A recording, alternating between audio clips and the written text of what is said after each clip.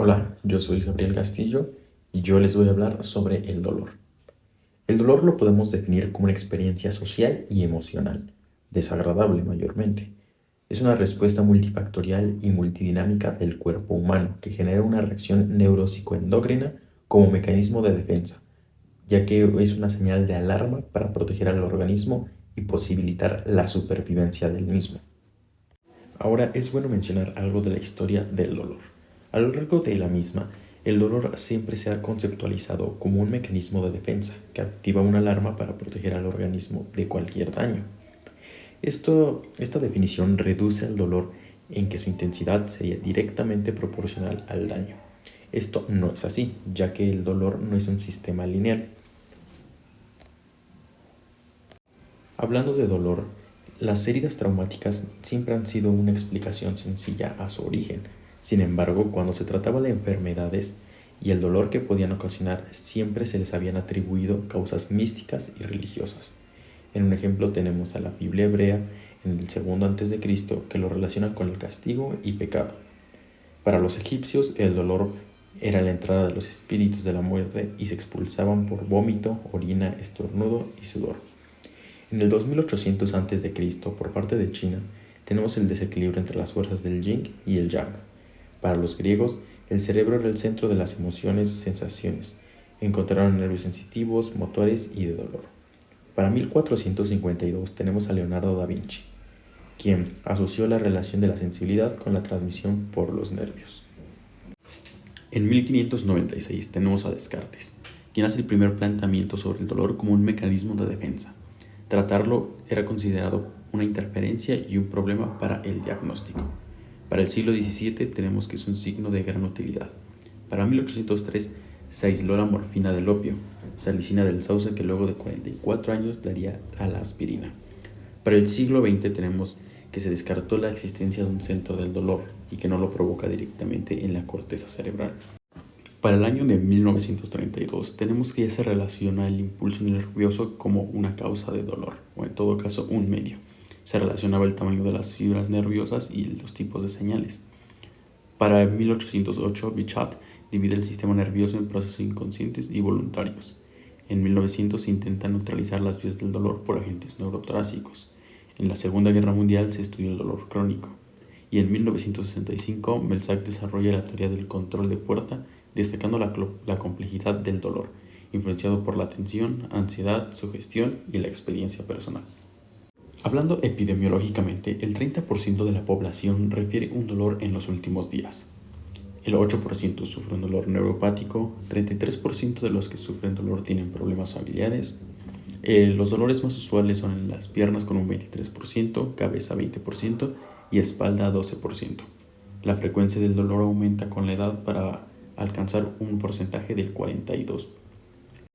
Una vez superados los 65 años, el dolor de huesos aumenta en 48%.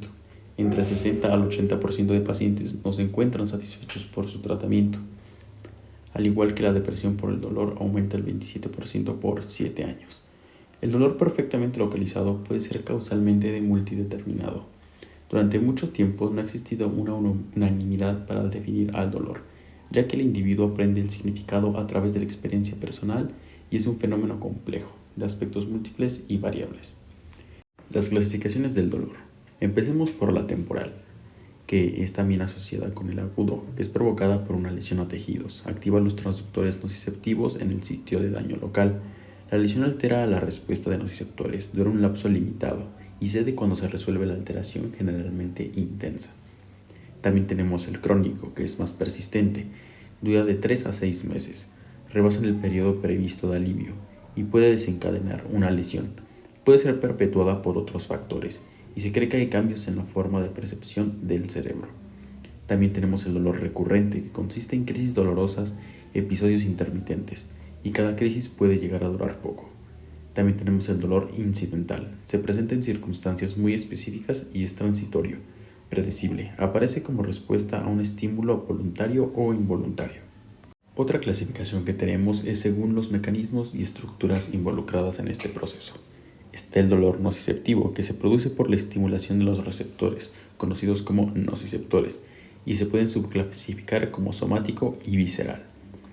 El dolor somático es aquel que aparece cuando hay un estímulo potencialmente dañino en piel, músculos, articulaciones y se subclasifica en superficial y profundo. Tenemos el visceral, que se origina en las vísceras u órganos. Es un dolor profundo, difuso y mal localizado. Puede generar cierta inquietud, sudoración, palidez, náuseas y vómitos.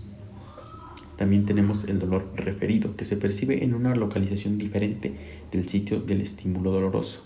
Tenemos el dolor neuropático, que es por una lesión estructural en el sistema nervioso, al igual que tenemos el dolor psicógeno, que es este que no se encuentra con ninguna base física. Hablemos de la nocicepción, que es el proceso fisiológico para el dolor. Este se origina por la activación de las vías neurales especializadas por un estímulo con capacidad de daño tisular, que se lleva a cabo a través de terminaciones libres aferentes, conocidas como nociceptores. Esto se da gracias a un estímulo térmico, mecánico o químico, que despolariza la membrana de los nociceptores. Una vez activada la fibra, el estímulo es sometido a 3 procesos, que es la transducción, conducción, procesamiento y modulación. El proceso de la transducción se relaciona con el cambio de una energía en otra. Para el dolor significa que una fuerza química, mecánica, térmica se convierte en un impulso eléctrico en los nervios. Tenemos la conducción, que consiste que el nervio envía información hacia el sistema nervioso central, donde se somete a procesos de selección, modulación y respuesta. El procesamiento, este se da en el cerebro, en donde se procesan los diversos mensajes con ayuda de memoria y el cerebelo. Y finalmente tenemos la modulación, que es cuando el sistema nervioso central puede mandar mensajes al sistema periférico, en la segunda o tercera neurona para modular el mensaje doloroso. Adentrándonos más en la fisiología del dolor, nos encontramos con la despolarización, que es la disminución del valor potencial de membrana en una célula. El potencial de membrana de una célula en reposo es de 70 mV. Este potencial negativo es generado por la bomba sodio-potasio, que extrae de forma activa 3 iones de sodio del interior hacia el exterior e introduce 2 iones de potasio, consumiendo un ATP. También intervienen los canales de potasio que se abren en la fase 2 de repolarización. El resultado de esto es que el exterior de la célula sea rico en sodio y que a su vez haya más potasio en el interior de la célula. En el proceso del dolor nos podemos encontrar con diversos fenómenos, entre ellos la conducción saltatoria, que es cuando en los axones mielínicos se encuentran que los potenciales de acción parecen saltar a lo largo del axón, de una zona no aislada a otra. Esto gracias a los nodos de Ramir. Este sistema incrementa la velocidad de conducción sin tener que aumentar el diámetro del axón. La membrana celular, al estar compuesta por fosfolípidos altamente hidrofóbicos sin carga, impide que los iones cargados lo atraviesen, por lo que se necesitan unos canales. También tenemos los nociceptores silentes, que solo responden cuando han sido sensibilizados por inflamación. Para el proceso de información en el sistema nervioso central, el cuerpo utiliza aferencias sensitivas primarias somatosensoriales. El sistema nervioso central genera respuestas aferentes, reflejos naturales, bioquímicos, neuroendócrinos y conductuales. Posteriormente a la despolarización son necesarias las fibras nociceptivas. De estas hay 2 tipos, las A-deltas mielinizadas, las cuales constan de codificar el primer dolor, identifican la localización, duración, intensidad del estímulo, son anchas y presentan también dolor agudo. Las C-amielínicas codifican el segundo dolor, transmisión más lenta y difusa. Son polimodales, responden a la temperatura, presión, químicos, son más pequeñas y estas son indicadoras del dolor crónico y lento. Con respecto a la sensibilización periférica, esta implica la reducción del umbral de descarga del nociceptor. Estos cambios se pueden dar como respuesta al daño tisular, activación de mastocitos, linfocitos y plaquetas. Se llama sopa inflamatoria a la sustancia P, compuesta de quininas, amina, prostaglandinas, factor de crecimiento, ATP, protones, etc.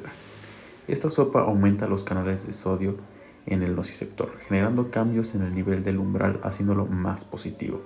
Tanto así que genera fenómenos de hiperalgesia, dolor espontáneo, alodinia y a su vez la sopa inflamatoria promueve el cierre de los canales de potasio. El dolor espontáneo, se puede producir por descargas ectópicas del propio nociceptor dañado. El estado cebado del nociceptor se puede dar como respuesta normal a estímulos fisiológicos, pero aumentado a estímulos derivados de la inflamación que puede derivar en dolor crónico. Con respecto a la sensibilización central, si los impulsos nociceptivos son de gran intensidad o de mucho tiempo, se producen cambios en las neuronas de la asta posterior, que facilitan la transmisión de impulsos nerviosos nociceptivos. Está relacionado con la persistencia del dolor, aun con ausencia de estímulos nociceptivos. Esto está íntimamente relacionado con el dolor crónico. El sistema aferente primario es el encargado de codificar y transducir los cambios en el medio externo e interno para comunicárselo al sistema nervioso central. El sistema somatosensorial informa de los cambios del medio externo, ya sea temperatura, presión, posición, daño, distensión visceral, isquemia, entre otros. Esas señales alcanzan diferentes niveles del sistema nervioso central para generar respuestas, con el objetivo de que el individuo se pueda adaptar a su entorno. También tenemos los sistemas reguladores. Ya que fue procesada la sensación por el sistema nervioso central, estructuras corticales, límbicas y tronco del encéfalo ponen reflejos o conductas adaptativas que permiten regular la intensidad de la entrada del estímulo nociceptivo a nivel espinal. Las zonas reguladoras se originan en corteza, amígdala y hipotálamo. Estos núcleos envían proyecciones del tronco y médula, así alcanzan las neuronas de la primera sinapsis del sistema aferente. La sustancia gris pericoidal, situada en el mesencéfalo, inhibe la percepción de dolor y se activan las morfinas. Ahora vamos con la neuroquímica. A nivel local periférico hay sustancias liberadas por daño celular que modifican a los receptores. Los principales neurotransmisores excitadores son los aminoácidos glutamito y aspartato. De cada uno hay 4 receptores de mayor importancia. Los NMDA, bloqueados por magnesio, se activan por estímulos intensos y prolongados, estos ligados al calcio. Y están los AMPA, relacionados a canales de sodio con conducciones sinápticas bastante rápidas. Los sistemas descendentes tienen la finalidad de regular el paso de la información nociceptiva que llega al sistema nervioso central. Este es el proceso llamado modulación, el cual altera la actividad neuronal a lo largo de las vías neurotransmisoras doloras. La modulación se da en diversos centros del sistema nervioso central, por medio de sustancias analgésicas conocidas como sistema opioide endógeno, como endorfinas, encefalinas, dimorfinas, somatostatina, y sus receptores se nombran mu, teta, kappa. Estos están asociados al AMP. La noradrenalina es un neurotransmisor inhibidor descendente. Tiene receptor alfa y beta con subtipos. El receptor adrenérgico alfa 2 se encuentra en las astas dorsales de la médula espinal. Tiene un papel inhibidor en el procesamiento de la información sensorial. También tenemos la serotonina, neurotransmisor inhibidor descendente, que proviene de los núcleos del RAF medio en el mesencéfalo. Tenemos también la acetilcolina, que es un neurotransmisor medio de la anticepción en las astas dorsales de la médula espinal. Ya que hemos mencionado la fisiología general del dolor, podemos hablar sobre su fisiopatología. Empecemos por la sensibilización, que es la disminución de los umbrales de activación de los nociceptores, aferencias primarias y neuronas de segundo orden, localizados en el asta dorsal de la médula. Tenemos la alodinia, que es dolor a estímulos que en condiciones normales no son dolorosos. La hiperalgesia, respuesta muy dolorosa o estímulo a que apenas rebase el umbral. La hiperpatia, dolor a estímulos repetidos por debajo del umbral del dolor, donde se da el fenómeno de sumación. Las fases ectópicas y parches de desmielinización consisten en la presencia de sitios anormales de activación espontánea a lo largo de una fibra nerviosa. La más visual es por parches de desmielinización, frecuentes en las diabetes mellitus, causando neuropatía diabética. Se percibe como dolor paroxístico, lacinante de choque eléctrico. También la evaluación del dolor. Está la evaluación verbal, que se realiza con la historia clínica del paciente. Principalmente es información proporcionada según la percepción del paciente. Aquí se busca el origen del dolor según el paciente, su duración, intensidad, severidad, complicación, número de cuadros dolorosos o otros factores agravantes o aliviadores. Tenemos las características neuropáticas, que puede ser urente, quemante, lacinante o quemadura. Está radiante, que se pueden hacer mediciones unidimensionales, solo se mide una variable, usualmente intensidad, y se da una puntuación del dolor. Está la escala Kiel, donde es ningún dolor, leve, moderado, intenso o insoportable. La escala Melsack establece leve, incómodo, penoso o agudo. Melsack y Casey establecen que el dolor puede estar conformado por 3 dimensiones: la sensorial, que es lacinante, punzante y urente; la emocional o afectiva, que puede ser agotadora, sofocante o atemorizante, al igual que la cognitiva. También tenemos el cuestionario del dolor de MPQ, complejo, tardado, reproducible. En la historia clínica están los datos del paciente, antecedentes, diagnósticos y tratamiento. La intensidad del dolor se basa en una escala numérica, localización, características que funcionamiento físico, su rol social, salud mental, emocional, autoestima, seguimiento de funciones laborales, sueño, etc. También tenemos el test Karnofsky, que valora la vida global del paciente. Paciente con actividades normales, paciente precisa asistencia limitada, paciente no puede cuadrar de sí mismo. También tenemos la evaluación de la TININ. Se agrega el consumo de analgésicos, grado de incapacidad, alteraciones del sueño. La conducta y su respuesta de cada paciente ante el dolor, así como su percepción de la intensidad, puede estar condicionada en cada sujeto por su medio sociocultural. Se entiende por conducta dolorosa aquella conducta que indica a los demás que se está experimentando dolor en ese momento, y se puede clasificar en 5 categorías. 1. Movimiento de protección. 2. Apoyarse. 3. Frotarse. 4. Muecas. 5. Suspiros. 6. Conducta de evitación. 7. Toma de analgésicos. Estos, a pesar de que no se pueden cuantificar, pero resultan bastante útiles. La respuesta del sistema nervioso autónomo al dolor se puede evaluar por sus 4 respuestas fisiológicas: la frecuencia cardíaca, la presión arterial, la temperatura corporal y la sudoración de la piel.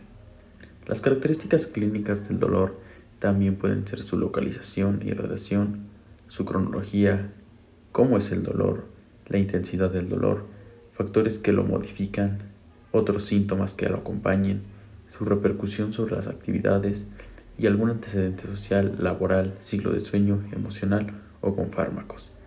Las variables que aumentan el dolor pueden ser físicas, según la gravedad y extensión de la lesión, emocionales, como la ansiedad, depresión y la ira, o cognitivas, pensamientos negativos, focalización en experiencias dolosas. Las variables que disminuyen el dolor pueden ser las físicas, como el equilibrio entre la actividad y descanso, emocionales, como la relajación y actividad positiva, cognitiva, con estrategias de afrontación al dolor, o por medio del cortisol, que es una hormona esteroide que se libera por el estrés, incrementa la glucemia, suprime el sistema inmune, liberando en corteza suprarrenal y estimula la secreción gástrica, inhibe a la insulina y es un antidiurético. El dolor también puede presentar cierto círculo vicioso, el cual consta de la resistencia física y el cansancio, lo cual lleva a un dolor crónico. Esto lleva a la inactividad, lo que a su vez da como consecuencia el aislamiento social, generando ansiedad, depresión e iniciando otra vez con resistencia física y cansancio. Otra forma de evaluar el dolor es con el acrónimo ALICIA. A de antigüedad, L localización, I irradiación, C carácter, o sea, cómo se siente, I intensidad y A atenuantes y agravantes. Dolor referido. Es el dolor que se percibe en una localización diferente del sitio del estímulo. Se cree que se produce por la convergencia de impulsos aferentes de distintas áreas sobre una misma neurona. Hay diferentes zonas de la médula espinal llamadas metámera o mielómero. Son áreas donde convergen varios dermatomas o miotomas. Así el cerebro puede confundir de qué nervio proviene la sensación dolorosa. El dolor referido es el que se percibe en una zona inervada por un nervio distinto al afectado, que se origina al manipular la fuente primaria del dolor. Este dolor referido se da más en el infarto agudo de miocardio, donde el dolor se refiere a veces al brazo, espalda o mandíbula. En odontología, los molares superiores generalmente refieren hacia la zona cigomática, parietal y occipital. Los molares inferiores lo hacen hacia el oído, ángulo mandibular y regiones posteriores del cuello. El dolor referido es siempre unilateral. Los dientes anteriores no refieren dolor a los posteriores y viceversa. Es raro que el dolor cruce la línea media, usualmente es entre maxilar y mandíbula o viceversa. Dolor irradiado, producido por la irritación de una raíz nerviosa, generalmente ocasionada por compresión.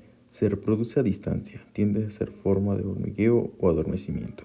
Es inconsciente y muchas veces depende de la postura, ya que ésta produce un atrapamiento del nervio por hernias, hueso y decisión. La molestia es en toda la zona irradiada por el nervio, como el nervio ciático. Dermatoma, región de la piel inervada por axones de los nervios sensitivos asociados con un ganglio del nervio espinal en un único nivel de la médula espinal. Son neuronas pseudomonopolares. Las sensaciones principales transmitidas son contacto y dolor. Miotoma. Músculos inervados por una raíz motora. Se hacen pruebas, contracciones isométricas e isotónicas. Dolor fantasma. Pueden ocurrir hasta en el 80% de los sujetos con amputación. Se refiere a la presencia de sensaciones dolorosas en un área ausente, usualmente más intenso en porciones distales. Puede darse de inmediato o años después de la amputación. Se debe a una reorganización cortical que detectó la incongruencia sensorial y motora por la falta de transmisión nerviosa hacia el cerebro de esa área amputada. Hablemos de la pulpa y el dolor. El dolor pulpar se incluye como dolor visceral, aunque se encuentra protegido por tejido mineralizado por dotación nerviosa, es parecido a las vísceras. El tejido pulpar no experimenta una extinción o muerte repentina, sucumbe paulatinamente. La evolución de las condiciones pulpares se clasifica en pulpitis reversible, pulpitis irreversible, pulpa necrótica. Las fibras nerviosas que entran al diente para el foramen apical. Por cada fibra nerviosa que entra en la pulpa genera 8 ramas terminales en la zona dentina pulpar. Teorías del dolor dental. Teoría odontoblástica. Postula que son las prolongaciones odontoblásticas las que reciben y transfieren los estímulos a las terminaciones nerviosas de la pulpa. No se acepta ni se rechaza. Los odontoblastos son células con altos requerimientos energéticos que claudican ante irritantes mínimos. Teoría de la inervación dentinaria. Se basa en que las terminaciones nerviosas alcanzan el límite amalodentinario siendo estimuladas directamente. Teoría hidrodinámica. Postula que la principal causa de dolor dental es el rápido movimiento fluido hacia el interior y exterior de los túbulos dentinales, dependiendo de las variaciones de presión. La aplicación de estímulos táctiles osmótico-térmicos sobre la dentina expuesta origina la salida del fluido dentinal. También tenemos otros tipos de dolor, tal como el dolor capsular, que es la sensibilidad a la palpación directa del cóndilo. Se acentúa con movimientos de traslación.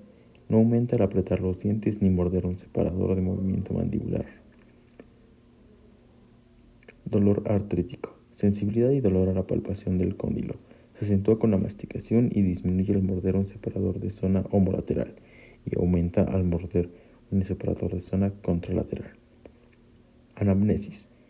Se presenta dolor de cabeza y sienes, cara y oídos. Tiene dolor al abrir la boca o masticar alimentos. Presentan crujidos o ruidos al abrir o masticar. Se atasca o bloquea la mandíbula, rechina o aprieta de día o de noche. Y se presenta un desgaste oclusal. Un dolor pulpar severo es indicativo de necrosis por licuefacción. En esta se eleva la presión pulpar de 10 milímetros de mercurio a 34.5.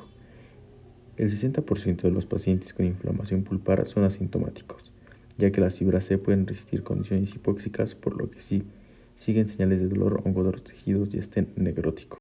Dolor en la articulación temporomandibular. Tenemos el dolor ligamentoso, que es intermitente y asociado a movimientos de traslación. El dolor retrodiscal, que se acentúa al apretar los molares. Este disminuye al colocar un separador que impida la intercuspiración en molares y aumenta si el separador es anterior. También tenemos el pterigoideo externo, que se proyecta hacia el maxilar y la temporomandibular. Es imposible su palpación y se expresa su función al protruir la mandíbula y hacer oposición con la mano y movimientos de lateralidad con oposición. Está el dolor en el macetero, que es dolor referido hacia las cejas, maxilar superior e inferior, la capa profunda hacia el oído y la articulación temporomandibular.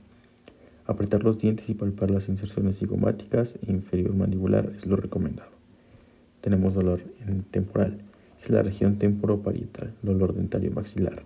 Aquí se debe palpar el músculo en sus 3 haces verticales, horizontal, oblicuo o palpar el tendón temporal. Los 3 puntos para palpar es el preauricular, intraauricular y el capsular.